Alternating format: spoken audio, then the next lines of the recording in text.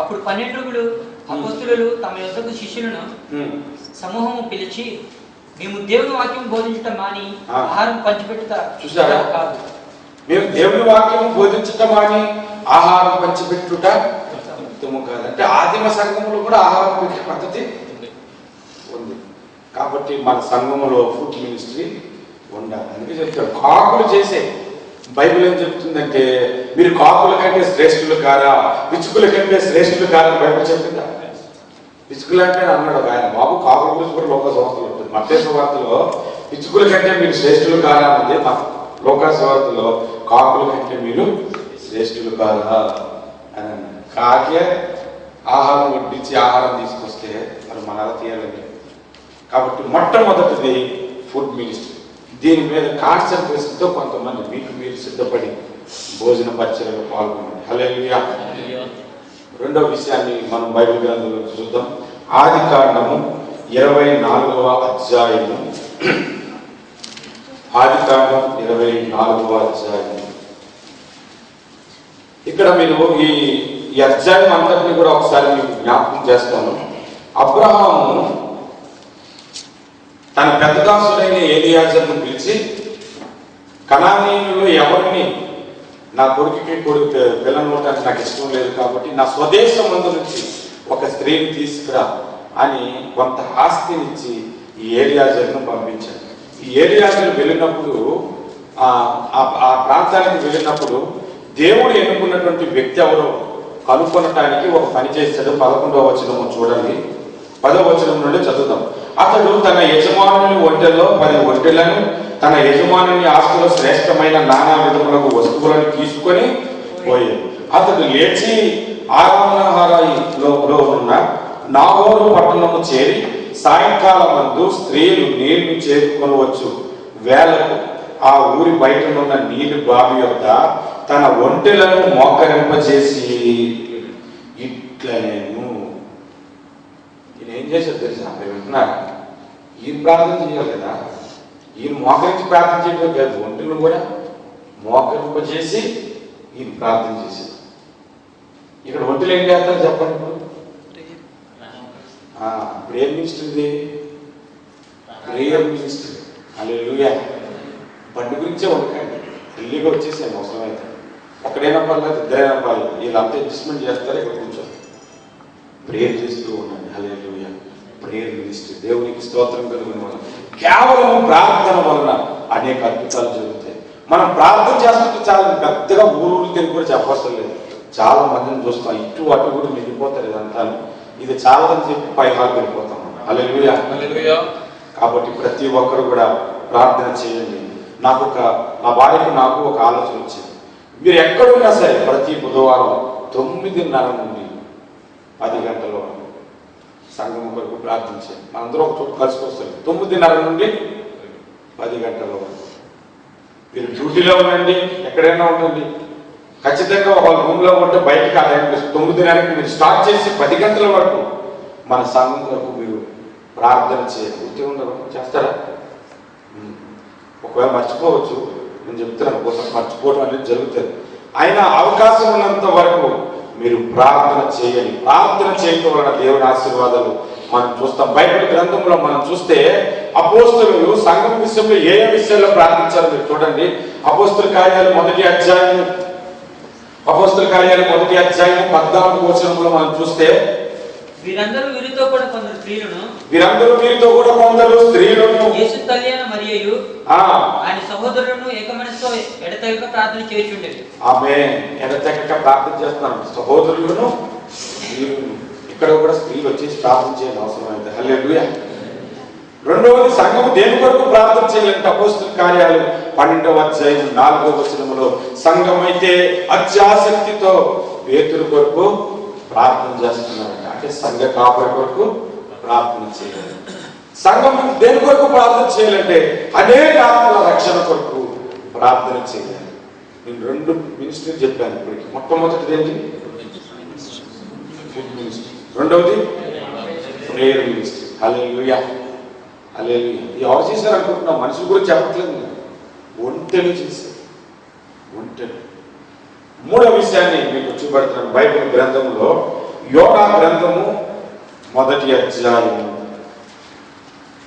యోనా గ్రంథము మొదటి అధ్యాయము 17వ వచనం.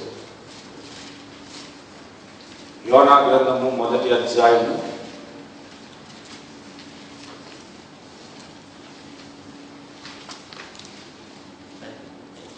17. గొప్ప మత్స్యము ఒకటి యోనాను మృంగవలెనని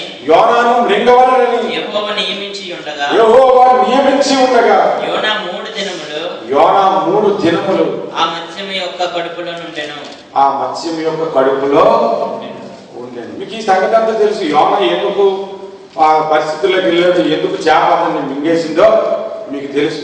చేప అతన్ని ఎందుకు మింగేసిందంటే దేవుడే ఆజ్ఞాపించాడు. హల్లెలూయా. ఇప్పుడు మీరు కొద్దిగా ఆలోచించి చెప్పండి, ఇదేం మినిస్ట్రీ? ఒకటి మాత్రం మీకు చెప్తాను, మింగిసే మినిస్ట్రీ మాత్రం కాదు. ఏం మినిస్ట్రీ ఇది? మింగే మినిస్ట్రీ, వినే మినిస్ట్రీయా? నేను చెప్తాను. ఒక మనిషిని మింగేసిందంటే ఈ చేప ఎంత ఉంటుందా? ఎంత ఉంటుందా? Fasting ministry. Praise the lord. Hallelujah. ఎంత పెద్ద చేప అండి. ఒక మనిషి లోపం అయిపోయాడంటే ఒక రోజుకి ఒక అంత పెద్ద చేప ఎన్ని చేపలు తింటుందో తెలుసా? ఎందుకంటే ఒక పక్కకి వెళ్ళిపోయి ఒక రాయి పక్కకి ఆ 100 తింటారు కూడా మనకు ఉండాలి. హల్లెలూయా, హల్లెలూయా. ఇంకో విషయం తెలుసా? నేను ఏ సంఘంలోకి వెళ్ళినా ఆ సంఘం కొరకు అట్లీస్ట్ నెలలో ఒకసారి అయినా ఉపవాసం ప్రార్థిస్తాను. 5 రోజులు, 6 రోజులు, 3 రోజులు ప్రార్థన చేస్తాను. నేను సెల్ గ్రూప్ నడిపిస్తుంటా. సెల్ గ్రూప్ కొరకు ఎన్ని ఉపవాసాలు చేశానో నేను లెక్క చెప్పలేదు. ఉపవాసాలు చేసుకుంటే చెప్పుకోకూడదు కదన్నా, అంత ధైర్యంగా మైపెట్టుకుని చెప్తున్నావు అంటే అవసరమైనప్పుడు చెప్పాలి కదా. హెచ్చించుకోకూడదని బైబిల్లో ఉంది. కానీ అతిశయించడం నాకు తగదు, కానీ అతిశయించవలసి వచ్చింది కాబట్టి అతిశయించని అన్నారు కదా. ఉపవాస ప్రార్థన మనకి చాలా అవసరం. ఎంతమంది మీరు ఉపవాసాల నుండి ప్రార్థన చేస్తున్నారు? ఒకసారి వాళ్ళు మీరు ఉద్యోగాలన్నా ఎంత కష్టం అనుకున్నా మిగిలా అనుకున్నావా? వెళ్ళి రంగు వేసేసి లోపు పెట్టి చేసి వచ్చేయడానికి మరి ఎంత కష్టం అనుకున్నాం అని మీరు అనుకోకండి. ఏదో ఒక సమయంలో, ఏదో ఒక టైంలో, ఒక పూటైనా ఉపవాసం ఉండి ప్రార్థన చేయండి. ఇది ఫాస్టింగ్ ప్రేయర్ మినిస్ట్రీ. 3 మినిస్ట్రీలు చెప్పారు. మొట్టమొదటిది food ministry, second prayer ministry, 3 ఉపవాస ప్రార్థన మినిస్ట్రీ. హల్లెలూయా, హల్లెలూయా. ఇంకొక విషయాన్ని చూపెడతాను. మత్తయి సువార్త 17వ అధ్యాయము 27వ వచనం. మత్తయి సువార్త 17వ అధ్యాయము. ఆయనను మనము వారికి అభ్యంతరము కలుగ చేయకుండానట్లు నీవు సముద్రమునకు పోయి గాలము వేసి మొదట పైకి వచ్చి చేపను పట్టుకొని దాని నోరు తెరిచిన ఎడల ఒక శేకెలు దొరుకును. ఒక శేకెలు నీకు దొరుకును. హల్లెలూయా. మీరు ఎప్పుడైనా ఈ మాటను మీరు గమనించారా? చేప నోటిలో ఏముంది? శేకెలు ఉంది. ఇప్పుడు గ్యాలం అన్నాడా వల అన్నాడా? గ్యాలం అన్నాడు. వల అంటే చేపలు ఎలాగైనా పడతాయి. గ్యాలం అంటే చేప ఎలా పట్టుకుంటుంది? గ్యాలాన్ని నోటితో పట్టుకుంటే మరి కాయిన్ ఎలా ఉంటుంది? ఆ సంగతి పేతురుగా ఆలోచించలేదు. ఆయన జాలన కదా. ఇదేంటి నోటితో తెస్తుంది ఎలాగే గ్యాలన పడుతుంది ఆలోచించాలా? కానీ ఆలోచించుకుంటే వెళ్ళాడు. ఎందుకంటే చెప్పింది సృష్టికర్త, ఆయన చెప్పినట్టు ఆయన జరుగుతుంది. అందుకని గ్యాలం వేసాడు. మొదట పైకి వచ్చి చేపని నోటులో అది ఉంటుంది. ఆ చేప ఏంటో తెలుసా? నోటుతో శేకేలను పట్టుకొని ఆ గ్యాలం ఎప్పుడు పడుతుందని ఆ దేవుడు చెప్పాడు. వచ్చి దానికి వచ్చి గుచ్చుకుందన్నమాట. అది హల్లెలూయా. మీరు ఆలోచించి ఇది ఏ పరిచర్యో చెప్పండి, లేకపోతే పంపించండి. నేను చెప్పండి చెప్పాలి. మాటకు ఒబే అవటం, సాక్రిఫైస్ చేయటం, హతసాక్షి, ఫైనాన్షియల్ మినిస్ట్రీ. దేవుడికి స్తోత్రం కలగాలి. ఆ కాయిన్ ఒకటానికి ప్రాణం పెట్టిందండి. కాయిన్ ఒకటానికి ఆ అమెరికా దేశం నుండి ఫండ్స్ వస్తుంటాయి మన భారతదేశానికి. ఇది వాస్తవంగా చెప్తున్నాను.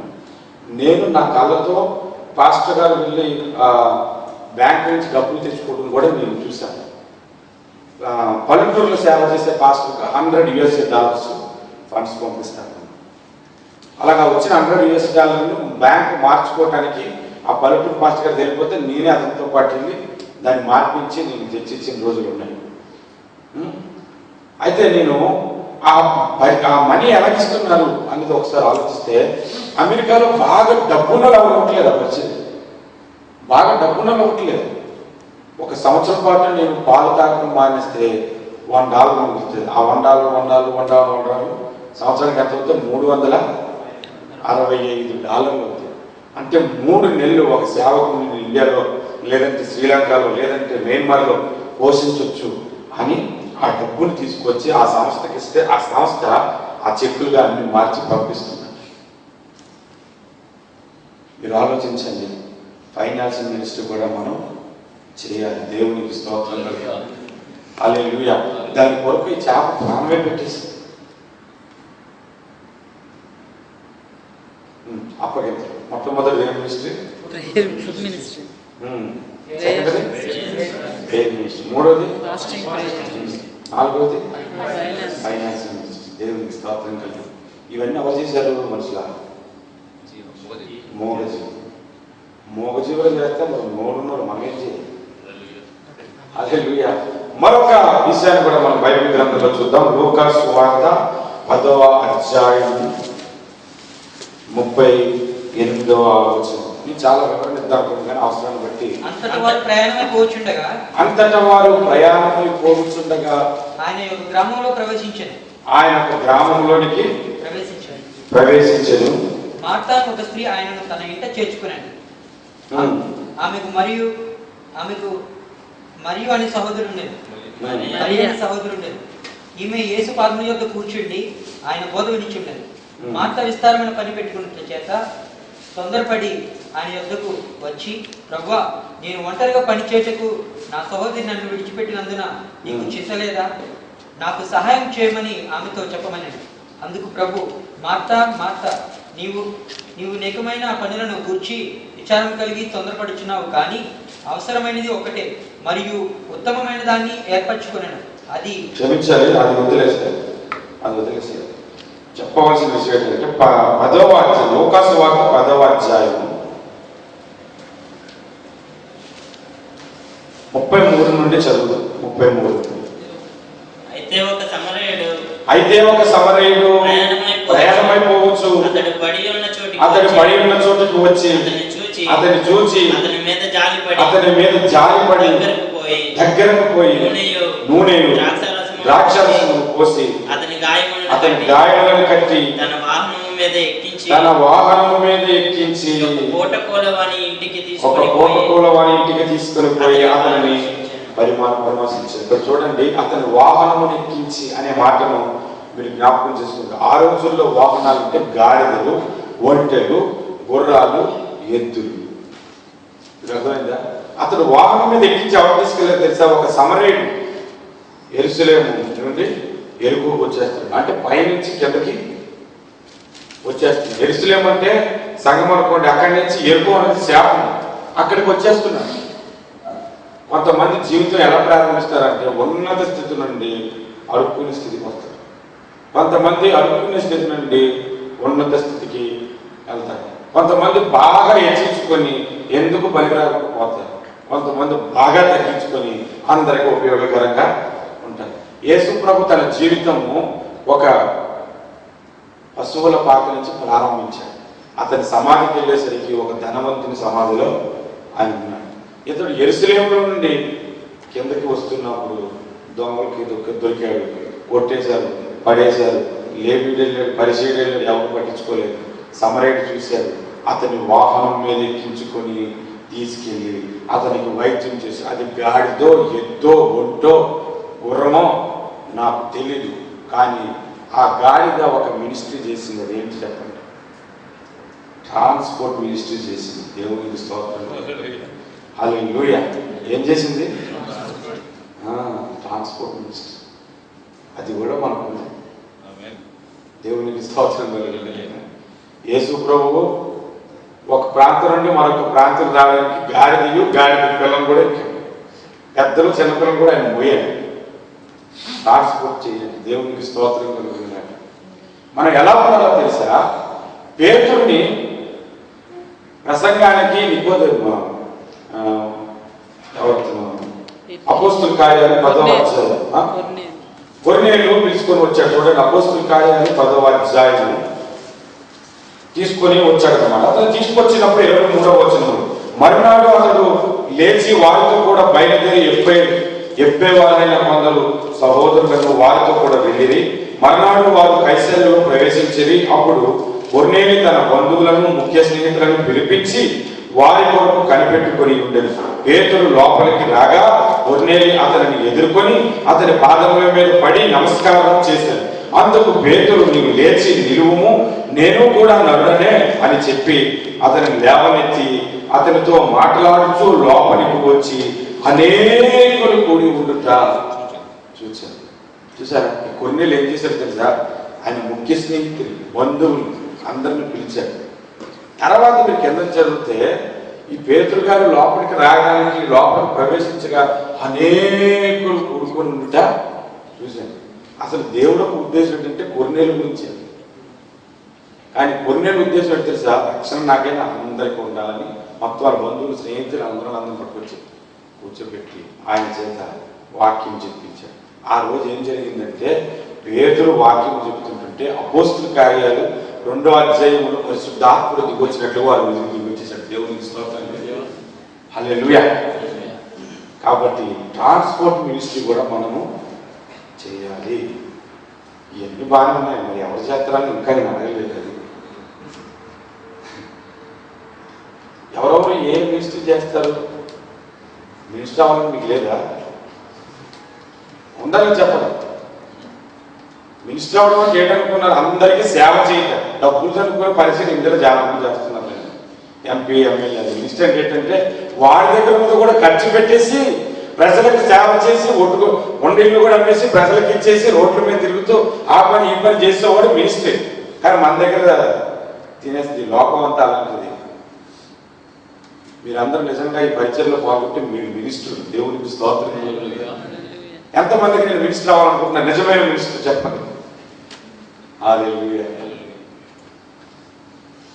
మీరందరూ మినిస్టర్లే. దేవునికి స్తోత్రం. హల్లెలూయా. చివరిగా ఒక మాట నేను చెప్తాను. ఆదికాండము 8వ అధ్యాయం. ఆదికాండము 8వ అధ్యాయము 8 నుండి 11 వచనాలు మనం చూస్తే, అక్కడ నోవాహు జలప్రలయం తర్వాత వాడ కిటికీని తెరిచి కాకిని పంపించాడు. అది వెళ్ళిపోయింది. తిరిగి అవకాశం ఎప్పుడు దొరుకుతామా, వెళ్ళిపోదామా అని ఆలోచన కలిగిన మనం ఎంతైనా పట్టుకోలేము, భయపడలేము. పావురాన్ని పంపించారు, కానీ అది తిరిగి వచ్చేసి వస్తూ ఏం చేసింది? ఒలివాకుని తీసుకొని వచ్చింది కదా. అంటే సమాచారం తీసుకొని వచ్చింది అనమాట. ఇదేం పరిచర్య అంటే వాక్య పరిచర్య. వాక్య పరిచర్య. రెండవది అనౌన్స్మెంట్ కూడా చేసింది అనమాట. ఇదేం పరిచర్య? ఇది అనౌన్స్మెంట్ చేసే పరిచర్య కూడా. దేవుడికి స్తోత్రం కలుగుతుంది. అన్నీ ఆడే చేసుకుంటాడు. నేను చేయడానికి ఇష్టం లేదు. నాకు వాస్తవంగా చెప్తున్నాను. మీరే భోజనాలు చూసుకొని, మీరే పాటలు నడిపించుకొని, మీరే పిఏ సిస్టమ్ ఆపరేట్ చేసుకొని అన్నీ మీరు చేసి వాక్యాన్ని నాకు ఇస్తే చేయాలి. అది కూడా మీరు చేస్తారంటే మహాభాగ్యం కదా కూర్చుంటారు. దేవునికి స్తోత్రం కలిగిస్తారు. నిజమే, నాకు ఎవరు చేసినా ఉంటే పని కావాలి కదా. మన ఈ పరిచర్యలో ఎవరికి ఏ ఇంట్రెస్ట్ ఉన్నా, వాక్యం చెప్పాలన్నా, పాటలు పాడాలన్నా ప్రతిదీ కూడా మీరు అప్డేట్ చేయాలి. అడిగిన వెంటనే ఇచ్చే అవకాశం దొరకదు. ఎందుకంటే మన సంఘం ఇలా ఉండిపోదు. రానున్న దినాలు వందలు 500 మంది వస్తారు. హల్లెలూయా. మరి అందరికీ కూడా కుదరదు కదా. శ్రద్ధ కలిగి మనం దేవుని మాటలు మనం గమనించాం. చివరి మాట ఒకటి నేను చెప్తాను. ఇదేంటంటే వర్షిప్ మినిస్ట్రీ అన్నమాట. ఇదేం మినిస్ట్రీ? ఆరాధన. ఇది ఆరాధన అంటే ఓన్లీ ఇప్పుడు పాడుకున్న వాళ్ళు వీధిగా పాడాలి. చెప్పండి, అందరూ పాడాలి. వాళ్ళు లీడ్ చేస్తున్నారంటే ఎవరిని? మిమ్మల్ని. వాస్తవంగా వీరి వాయిస్ తక్కువ ఉండాలి, మీ వాయిస్ ఎక్కువ ఉండాలి. కానీ ఇక్కడ వాయిస్ ఎక్కువ ఉంటుంది, మీ మాత్రం ఇలాగా అప్పుడే ఇలా కలయించుకొని మళ్ళీ తర్వాత పాట చూసి నచ్చలేదు, మతాదించి నచ్చింది ఎంతే అనుకో ఎంతమంది లేదు. కొంతమంది పాటలు ఎందుకున్నారు, నేను బైబిల్ మిషన్ పాటలు పాడతాను, ఏసన్న గారి పాటలు పాడతాను, లేటెస్ట్గా వచ్చిన వెస్ట్రన్ స్టైల్లో పాటలు కూడా పాడతాను. ఈ పరిచర్య ఫలానా వ్యక్తిది కొంతమందిదని నేను చెప్పను. పాటలు పాడుట, ప్రార్థన చేయుట, వాక్యము వినుట ప్రతి ఒక్కరి పరిచర్య. చివరికి ఈ మాటను మనందరం చదువుకుందాం. అందరూ కూడా బైబిల్ తెరవండి. 150వ కీర్తన, 150వ కీర్తన 6వ వచనం. 150వ కీర్తన 6వ వచనం. సకల ప్రాణులు స్తుతించుదురుగాక. సకల ప్రాణులు స్తుతించుదురుగాక. మనుషులు చెప్పలేదు, అక్కడ ఏం చెప్పాడు? సకల ప్రాణులు స్తుతించుదురు. సకల ప్రాణులు యెహోవా స్తుతించుడి. సకల ప్రాణులు యెహోవా స్తుతించుడి. హల్లెలూయా ఆమేన్, హల్లెలూయా ఆమేన్. ఎల్లప్పుడూ దేవుని స్తుతించుడి, దేవుని స్తుతించుడి. ఎల్లప్పుడూ దేవుని స్తుతించుడి. హల్లెలూయా. మోగజీవులే ఇన్ని పరిచయం చేసేయండి. ఒంటెలు మోకరించి ప్రార్థన చేసి, కాకులు ఫుడ్ మినిస్ట్రీ చేసి ఏరియా దగ్గరికి ఆహారాన్ని తీసుకొచ్చి, వాహనం ఎక్కించి ఒక వ్యక్తిని వైద్యం చేయడానికి ఉపయోగపడింది, ట్రాన్స్పోర్ట్ మినిస్ట్రీ చేశారు. చేప యోనాన్ని మింగేసి తన ఆహారాన్ని మానుకొని ఫాస్టింగ్ ప్రేయర్ చేసింది 3 రోజులు. నేను ఒక పూట చెప్పాను, మర్చిపోయాను, 3 రోజులు చేయాలి. హల్లెలూయా. మరి మోగజీవులే దేవుడు ప్రకారంగా వింటే మరి మనం ఏం చేయాలి? దయచేసి బైబిల్ గ్రంథంలో చివరి మాటగా మనం ఇది చదువుకున్నాం. నాకు ఇప్పుడే దేవుడు బయలుపరిచినటువంటి మాట ఇప్పుడు నేను ప్రిపేర్ చేసుకోలేదు. యెషయా గ్రంథము 1వ అధ్యాయం, యెషయా గ్రంథము 1వ అధ్యాయం 2వ వచనం. యెహోవా మాట్లాడుచున్నాడు, ఆకాశమా ఆలకించుము, భూమి చెవియొగ్గుము. నేను పిల్లలను పెంచి గొప్పవారిగా చేసి వారు నా మీద తిరగబడి ఉన్నారు. ఎద్దు తన కామందు నెరుగును, గాడిద తన సొంత వారి దొడ్డిని తెలుసుకును. ఇశ్రాయేలులకు తెలివి లేదు, నా జనులు యోచింపరు. పాపిష్టి జనమా, దోషభరితమైన ప్రజలారా, దుష్ట సంతానము, చెరుపు చేయు పిల్లలారా, మీకు శ్రమ. వారు యెహోవాను విసర్జించి, అక్కడ చూసారా, ఎద్దు ఎరుగుతుంది సొంత వాడు. మీరు అర్థం చేసుకుంటున్నారా మాటల్లో? ఆకాశం ఆలకించు, భూమి చెవియొగ్గు అనంటే దేవుడు చేసిన ప్రతి సృష్టి దేవుని మాట వింటుంది. దేవుని స్వరూపంలో ఉన్నవాడే సరిగ్గా దేవుని మాట వింటుంది, సరిగ్గా వింటుంది. డిఎన్ మూడి గారు అతని బాబాయ్తోని సముద్రం ఒడ్డున నడుచుకుంటూ వెళ్తున్నప్పుడు ఆయన ఒక మాట చెప్పారంట, చాలా చిన్న వయసు ఉన్నప్పుడు. దేవునికి సంపూర్ణముగా విధేయుడైన వాడు యేసు ప్రభు తప్ప ఈ రోజు వరకు ఎప్పుడు లేదన్నా. అలా సంపూర్ణమైన సమర్పణ ఎవరైతే కలుగుతారో లక్షల మందిని దేవుని సన్నిధికి తీసుకెళ్తారని చెప్పి ఆ మాట అతను హృదయంలో పడుకునేవాడు కాదంటే ఎప్పుడు చనిపోయినప్పటికీ 1 కోటి మందికి సువార్త చెప్పాడు. హల్లెలూయా. ఆయన గురించి ఎక్కడైనా మీరు చదవండి, 1 కోటి మందికి సువార్త చెప్పిన సేవకుడని రాస్తారు. ఆ ఒక్క మాట అతని జీవితాన్ని కదిలించింది. ఇన్ని మాటలు మిమ్మల్ని కదిలిస్తాయని విశ్వసిస్తూ యేసు నామమున ఈ వాక్యమును నేను ముగించుచు. అందరూ లేచి నిల్చున్నాం, ప్రభుని స్తుతిద్దాం. ఒకసారి లేచి నిల్చున్నాను. అందరూ లేచి నిల్చున్నాం.